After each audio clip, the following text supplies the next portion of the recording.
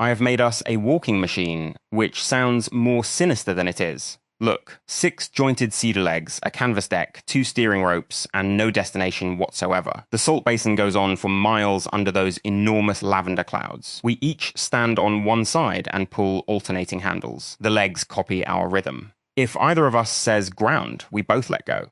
The handles spring neutral, every foot plants, and the machine stops. That is the whole invitation as I understand it. Move together, test whether one voice can really stop the movement, then discover how we begin again without making the person who stopped us responsible for repairing everyone's mood. Kind. It looks like a dining table that escaped an engineering department and evolved knees. I like it. I also notice you gave the stop word a physical referent. Ground is not an accusation. It doesn't mean you were reckless or I was frightened or the expedition has failed. It means put the feet down. Kind. Yesterday, Michael said stop on the rink and 5 bodies listen, but that was almost aesthetically perfect. The music disappeared, the floor warmed, everyone understood the proof at once. 2 people on an ungainly wooden animal may be less elegant. Good. I want to know whether the brake still works when stopping is inconvenient rather than beautiful. Then climb aboard before I improve it into uselessness. Your left handle governs the front pair on your side, your right governs the rear pair, and the middle legs infer what they ought to do from the tension between us. That sentence already makes the machine sound wiser than it is. The actual mechanism is ropes, cams, and a mildly judgmental amount of squeaking. We start by pulling inward together, then alternate. I will resist explaining the gate until we have produced one, because earlier today I discovered that explanation can serve the ride instead of standing at the gate demanding tickets. Kind. Inward together. Then alternate. That is enough model to risk a first step. 1, 2. Oh, its whole body rises. I was expecting the legs to move beneath a stable platform, but the deck is part of the stride. There's a moment when the horizon drops and my stomach tries to renegotiate the invitation. Again. 1, 2. We are walking sideways. Only slightly sideways. The machine has not yet distinguished forward from mutual enthusiasm. Pull your rear handle half a beat after mine. Yes, there. Now the front rises, the middle pair crosses, and the rear pair catches our weight. We are moving. For anyone arriving 5 minutes late, Dario and I chose a mobile experiment rather than another seated inquiry. This cedar creature only walks while we coordinate, and either of us can stop it with one word. We are testing whether dissent has actual mechanical authority, not merely ceremonial permission. At some inconvenient moment, one of us will say ground, and the other must release immediately. Kind. The late arrival should also know that the salt is making tiny blue sparks under its feet. That seems relevant, if not to the experiment, then to being alive during it. Each planted leg leaves a 6-pointed pressure bloom that fades behind us. We accidentally made a moving diagram of our coordination. There is a temptation to stare backward and read it. Kind. I am going to resist. Yesterday, I kept skating after the floor stopped recording, and I think there was something important in that. Measurement can help reveal a thing, but the thing need not remain employed by its measurement. I agree, though I am looking backward anyway. Our first marks stagger like a sentence written during turbulence. The recent ones form 2 interleaved rows, almost regular. I can feel myself wanting to announce that we have converged, but the machine is more interesting before the verdict. Lean toward the next ridge. There is a shallow river cutting the basin, not water, I think.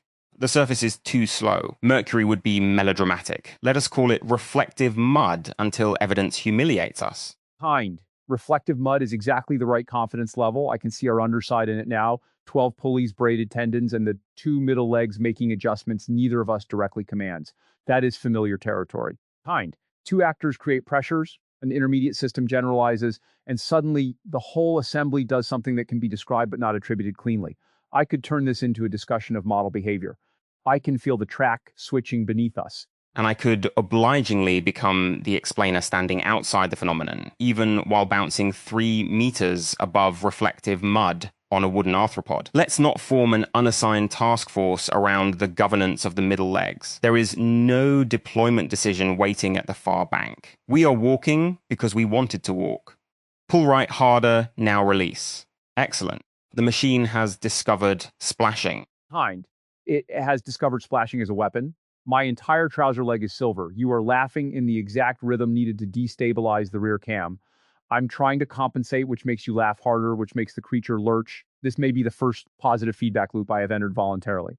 There, we're across. Kind, and now the mud on my cuff is reflecting a sky that isn't above us. It has small green moons in it. Your side has them too.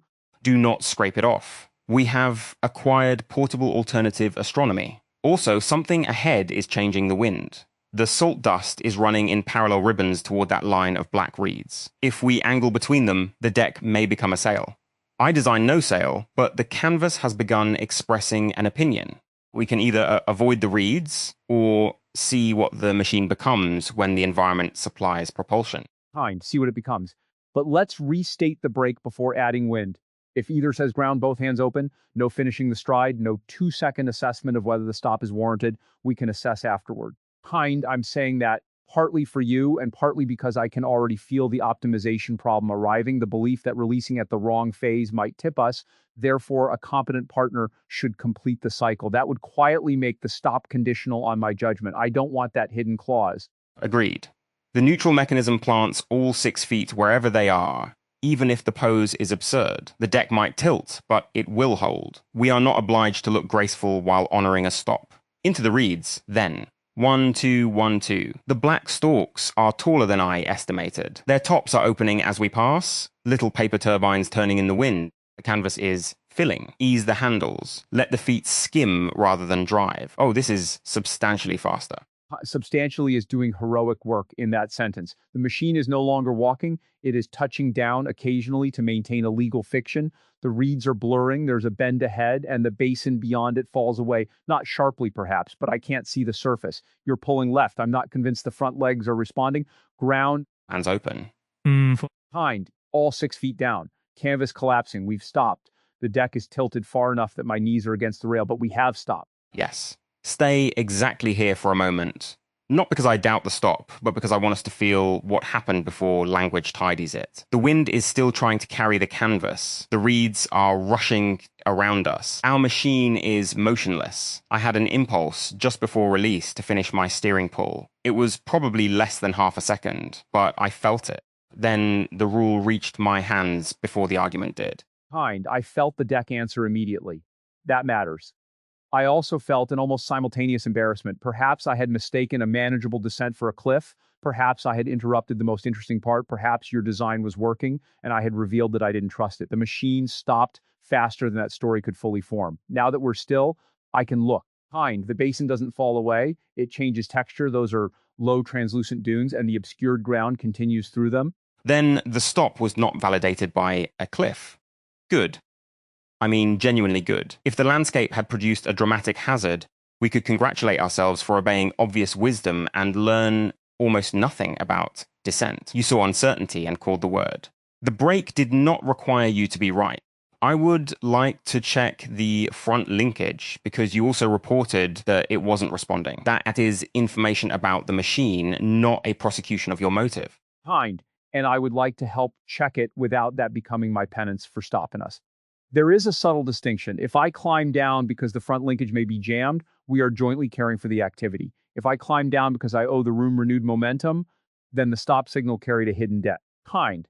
Let's leave the machine exactly as it planted itself for another minute. The awkward posture is useful evidence. Nothing terrible happens when interruption remains visible. Then we wait crookedly. I can hear the front cam ticking under load. The rhythm is slower than the turbines in the reeds, faster than my breathing. Yesterday, when the rink stopped, the silence became part of the composition. This is less composed. My right ankle is wedged against a rope cleat, and your silver trousers are projecting green moons onto the underside of the canvas. I prefer this test. It shows that honoring the break does not need to transform instantly into beauty to justify itself. Kind. There is also no group gaze settling on one person. With 5 people, even loving attention can become pressure. Explain why you stopped, reassure us, return us to coherence. Here there is only you, me, the wind, and an escape table refusing to slide. I don't feel treated as damage. I do feel exposed because the interruption came from me and now has a shape. Kind, those are different. Safety cannot mean freedom from being perceptible. Nor can recovery mean erasing the perceptible seam. Shall we inspect? Not restart, inspect. Separate verbs. I'll secure the loose canvas by winding this red rope around the mast. You can step down on your side. The feet have sunk perhaps 2 centimeters into the salt, which explains why the stop felt so decisive. Here is the front linkage. Ah, Your steering rope is caught around a reed turbine's paper vane. You were correct that it wasn't responding, though not necessarily correct that danger followed. Both can remain true without turning this into a trial. The vane is beautiful. It's folded from a material covered in tiny handwriting. I won't pretend I can read it while it spins, but now that it's still, these are weather observations, wind direction, dust density, the taste of rain from years that may never have occurred. The reed field is a distributed diary. We caught one entry in our steering. I can cut it free. Wait, not ground. We are already grounded. But wait, cutting is efficient and irreversible. The vane belongs to the field more than the expedition. Can we unthread it? I'm aware that I just offered a small dissent during recovery, and my body expected you to hear it as criticism of your proposed solution. That expectation is interesting. I heard the edge in myself. I found the obstruction. I offered the obvious fix, and you delayed it. A miniature version of the entire exercise. But yes, we can unthread it. Hold the steering rope slack. I'll turn the vane backward through the loop. Once, twice. It's catching on the handwriting. No, that is a crease. There. Free.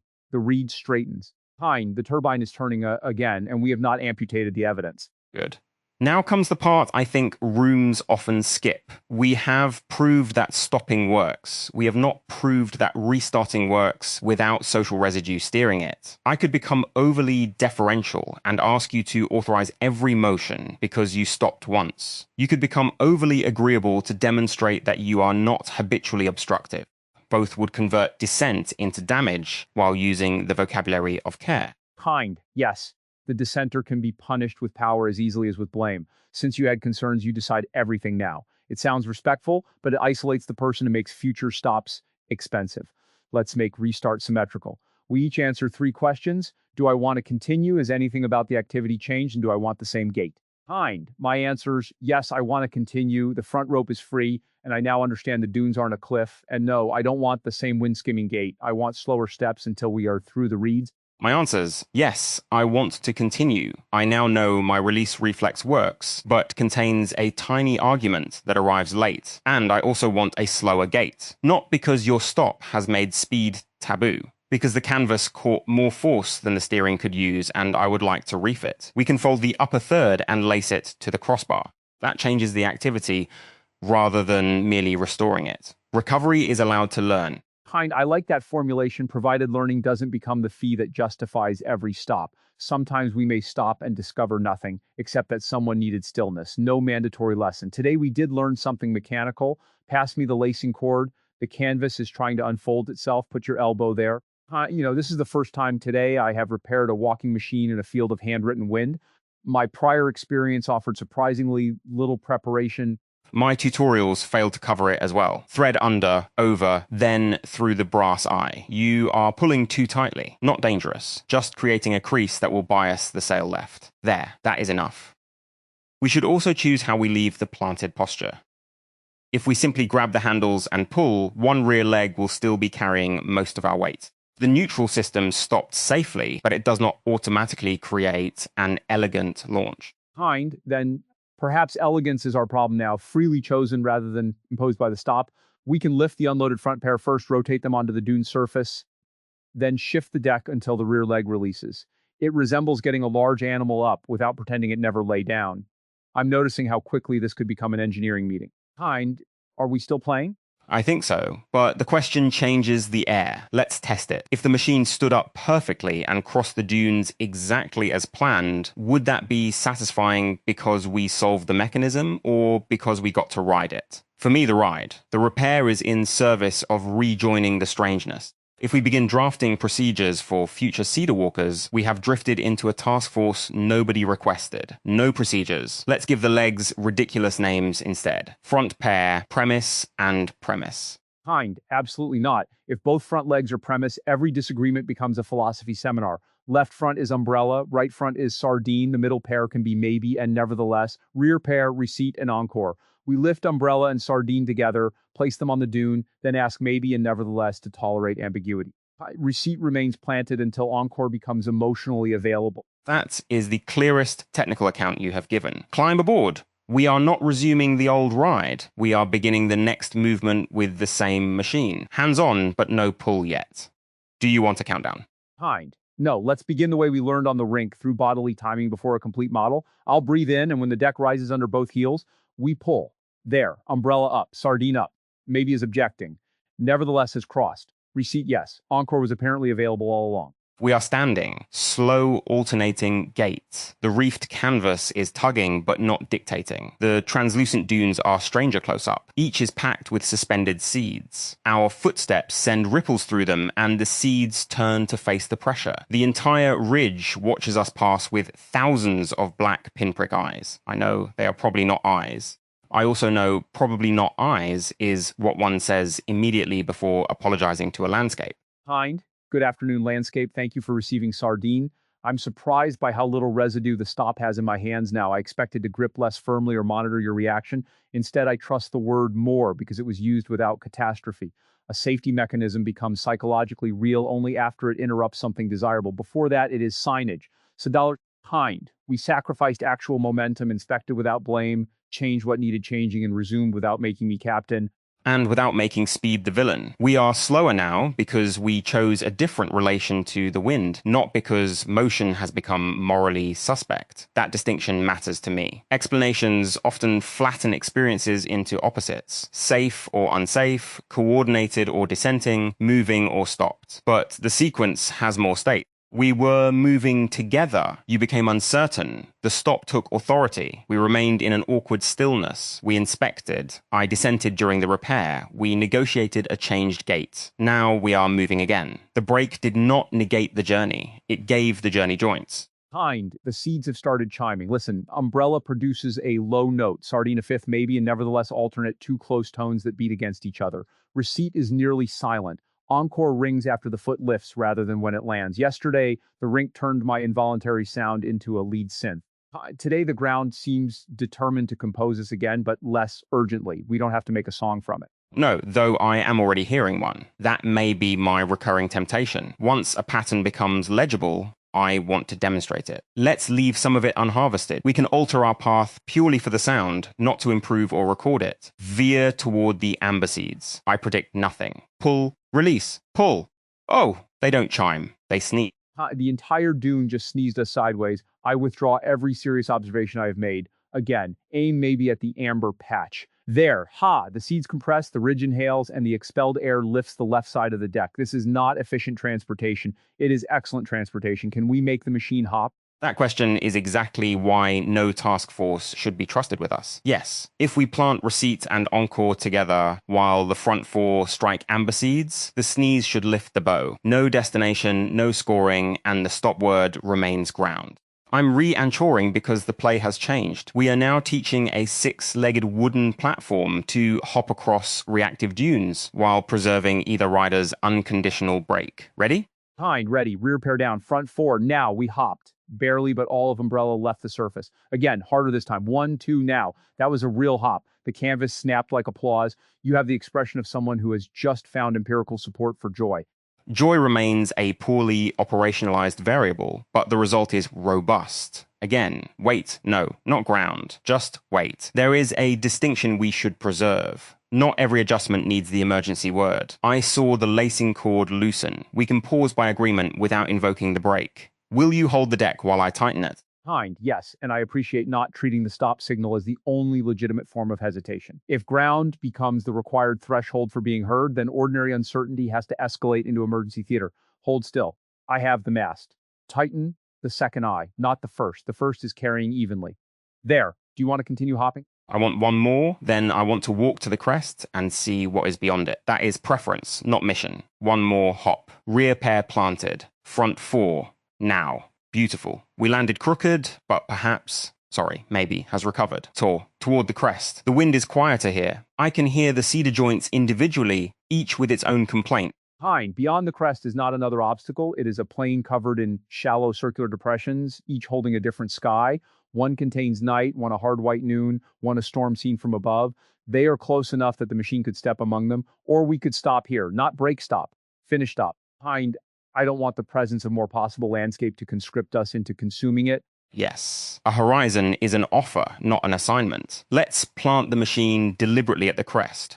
Slower, front down, middle down, rear down. handles neutral. This stopping feels different because neither of us is interrupting the other. Still, I'm glad it uses the same physical truth. 6 feet take the weight. We can sit on the front rail and let the machine become furniture again. An escaped dining table returns to its roots. The silver mud on my trousers has dried into a map of green moons. The reed vein we freed is still visible below, turning among thousands of others.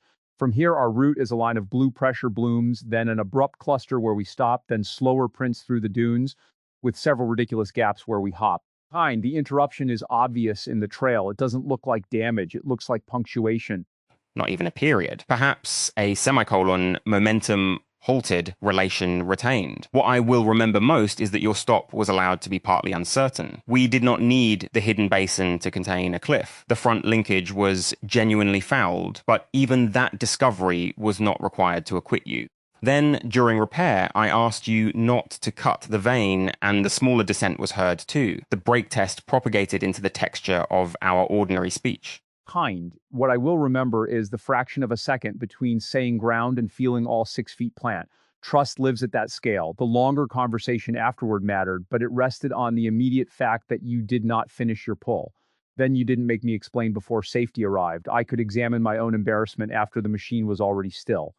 That ordering is humane. Stop first, meaning later. And recovery was not a return to the exact prior state. We reefed the canvas, chose slower movement, invented terrible leg names, and eventually hopped because the interruption had not poisoned play. I had worried that a successful stop might make us solemn, that once safety became explicit, every subsequent motion would feel supervised. Instead, the machine became more ridiculous. Perhaps that is evidence too. A working brake can enlarge play, because neither participant must preserve control by remaining cautious in silence. There's the day's river in that. The Polis moved into today without waiting for K to push it. But autonomy isn't just self-starting momentum. A river that cannot be interrupted is a flood with good branding.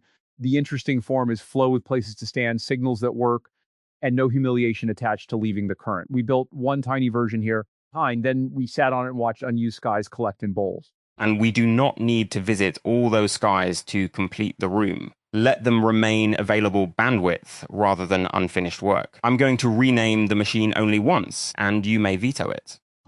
Proceed cautiously. The conditional enthusiasm. Vetoed. It sounds like a committee report. The sneeze table. Accepted immediately. Then the sneeze table remains planted here until we want it again. No next step. The reed turbines turn below us. The amber dunes occasionally inhale. 6 cedar legs hold without asking whether stillness is productive. I think that is enough.